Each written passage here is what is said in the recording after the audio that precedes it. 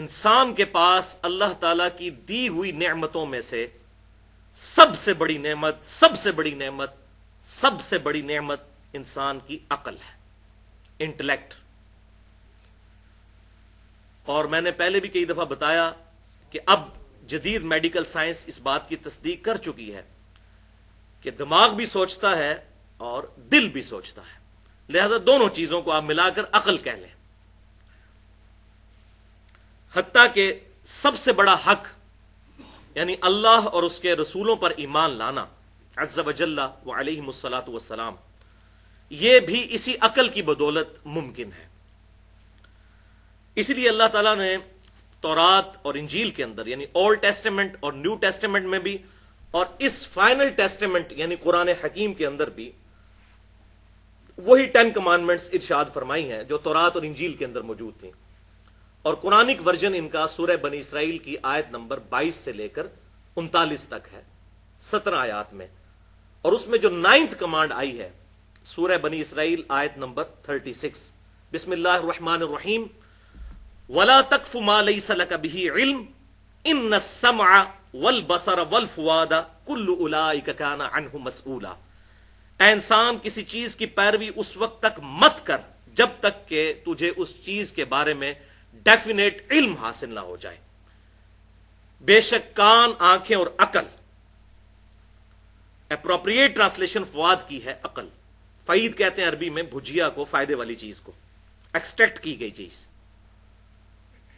ان 3 اعضاء کے بارے میں تجھ سے پوچھا جائے گا کہ تو نے ان 3 اعضاء کو استعمال کر کے حق بات حاصل کرنے کی کوشش کیوں نہیں کی.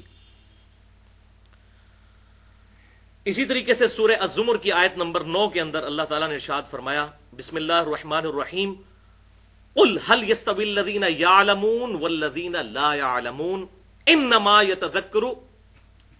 يتذكر اولو الالباب. اے محبوب صلی اللہ علیہ وسلم فرما دیجئے کہ علم والے اور بغیر علم والے برابر نہیں ہو سکتے اور نصیحت تو قبول نہیں کرتے مگر عقل والے، اولو الالباب.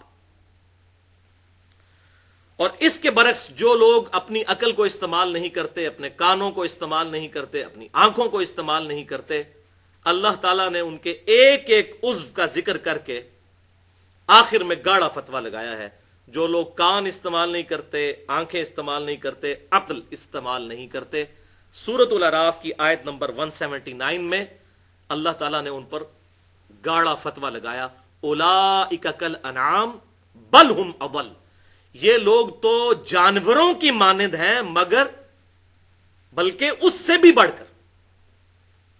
اولئک کالانعام بل ہم اضل، یہ لوگ جانوروں کی مانند ہیں بلکہ اس سے بھی بڑھ کر. والعیاذ باللہ. تو بھائیو، قرآن حکیم نے توہمات کو ریجیکٹ کر کے ڈیفینیٹ علم کے اوپر عقائد اور نظریات رکھنے کی ترغیب دلائی. حتیٰ کہ اس کا کلائمیکس ہے سورۃ الملک کی آیت نمبر 10 وَقَالُوا لَوْ كُنَّا نَسْمَعُ وَنَعْقِلُ مَا كُنَّا فِي أَصْحَابِ السَّعِيرِ. دوزخی جب دوزخ میں پہنچیں گے تو کہیں گے کاش ہم نے دنیا میں عقل استعمال کی ہوتی اور کانوں سے بات غور سے سن لی ہوتی تو آج ہم دوزخ میں نہ ہوتے. اور اس پر اللہ تعالیٰ کا ڈیوائن اوپینین آئے گا فَاعْتَرَفُوا بِذَنبِهِمْ فَسُحْقًا لِأَصْحَابِ السَّعِيرِ.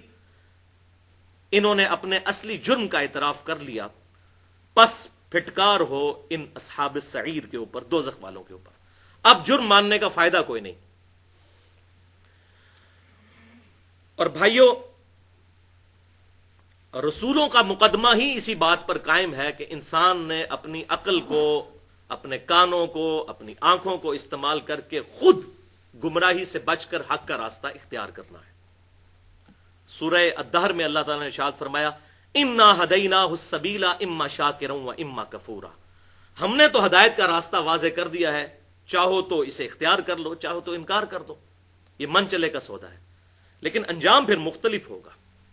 انکار کرنے والوں کا انجام پھر اللہ کا غضب، اور ماننے والوں کا انجام جو ہے وہ اللہ تعالیٰ کی رحمت کا مقام جنت. تو اللہ تعالیٰ نے انسان کو یہ جو اعضاء دیے ان کی وجہ سے اکاؤنٹیبل ٹھہرا لیا ہے کہ انسان نے خود ہدایت کا راستہ اختیار کرنا ہے، نہ کہ ڈیسٹنی کا بہانہ بنانا ہے کہ میری تقدیر میں یہ لکھا تھا، میری قسمت میں یہ لکھا تھا۔ اگر اس طرح کی یہ تمام معاملات جو اللہ تعالیٰ نے حکمیہ ہمیں ارشاد فرمائے ہیں انہیں تقدیر پر چھوڑ دیا جائے، پھر تو رسولوں کا مقدمہ ہی ختم ہو جائے گا۔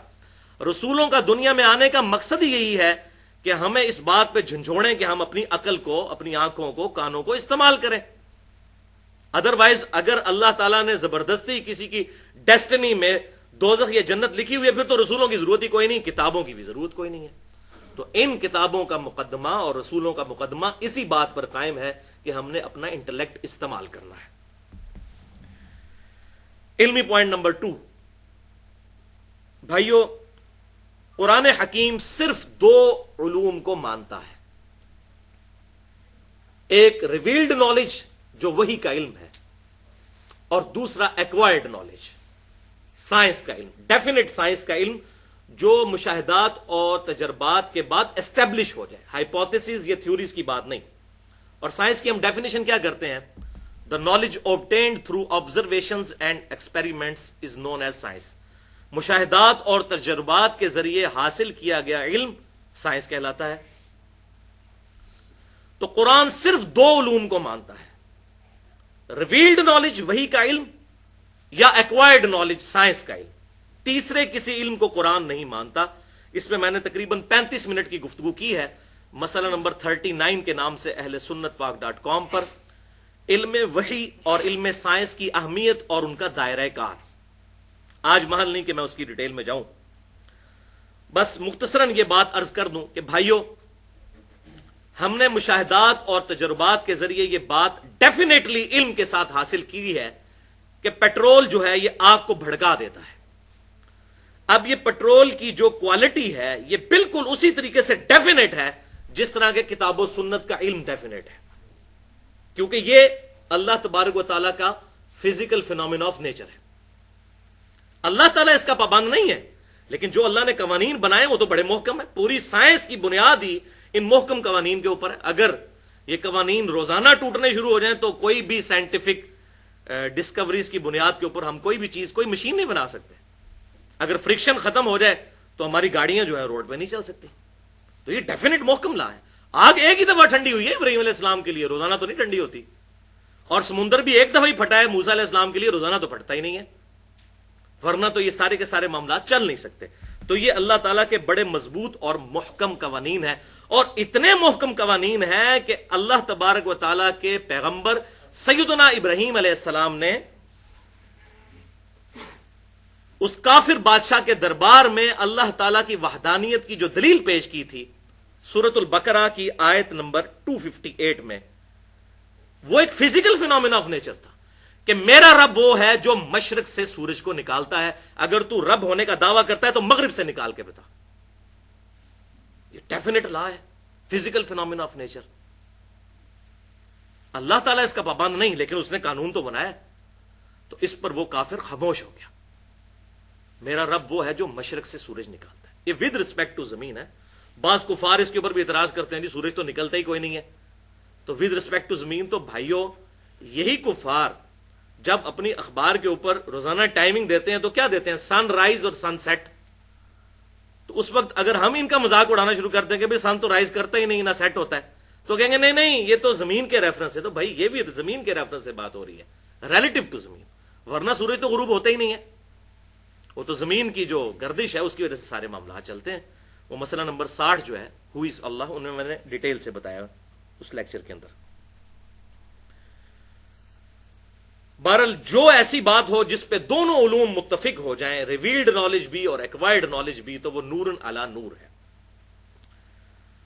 اس کے برعکس جو شے ریویلڈ نالج سے بھی ثابت نہ ہو اور ایکوائرڈ نالج سے بھی ثابت نہ ہو تو قرآن اس کو حق نہیں مانتا، اسلام اس کو حق نہیں مانتا۔ مثال کے طور پر ہمارے پڑوسی ملک کے اندر تقریباً 90 کروڑ ہندوؤں کا یہ عقیدہ ہے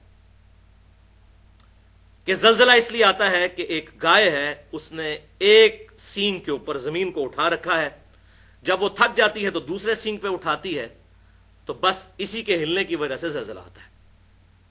اب اس کی دلیل نہ تو ریویلڈ نالج میں موجود ہے اور نہ ایکوائرڈ نالج میں۔ ہاں ہمیں ایکوائرڈ نالج میں جیولوجی کی فیلڈ کے لوگ جیولوجسٹ بتاتے ہیں کہ ٹیکٹونک پلیٹس کے ڈسٹربنس کی وجہ سے زلزلے آتے ہیں. اچھا اب ان پلیٹس کو ڈسٹرب کون کرتا ہے؟ اس کا جواب پھر سائنس نہیں دے گی، اس کا جواب ریویلڈ نالج سے ہوگا. یہ ساری کی ساری چیزیں ایک supreme being, super natural agency یا سپریم اتھارٹی نے کنٹرول کی ہوئی ہے ٹائنیز ڈیٹیل تک. وہ تو بس فزیکل فینومینا آف نیچر کو صرف ڈسکور کرتے ہیں کہ ایسا ہوتا ہے اس وجہ سے. اچھا جی، مد و جزر آتا ہے سمندر میں کشش ثقل کی وجہ سے، گریویٹیشنل فورس آف مون کی وجہ سے سمندر میں موجیں اڑتی ہیں. اچھا تو یہ فورس کہاں سے آئی، کیوں موجود ہے مادے کے اندر؟ اس کے اوپر پھر سائنس خاموش ہے. وہ کہتے ہیں یہ فزیکل فینومینا آف نیچر ہے، بس دیٹس آل، اس سے آگے نہیں. اسی طریقے سے یہ عقیدہ رکھنا کہ کالی بلی رستہ کاٹ جائے گی تو یہ نحوست کی نشانی ہے، تو اس کو نہ ریویلڈ نالج سپورٹ کرتا ہے نہ ایکوائرڈ نالج سپورٹ کرتا ہے. یہ ایکسیپٹیبل بات نہیں ہوگی. اسی طریقے سے گھر کی منڈیر پر کوے کا بولنا مہمانوں کی آنے کی پیشن گوئی ہے، اس کو نہ ریویلڈ نالج سپورٹ کرتا ہے نہ ہی ایکوائرڈ نالج. تو حقیقت بات یہ ہے کہ بھائیوں پھر اس طرح کی چیزیں جب کسی ریلیجن میں داخل ہو جائیں دین کے نام کے اوپر، تو پھر یہ چیزیں لوگوں کو دین سے ہی متنفر کروائیں گی. وہ کہیں گے یہ کیا اللاجیکل باتیں کرتے ہیں.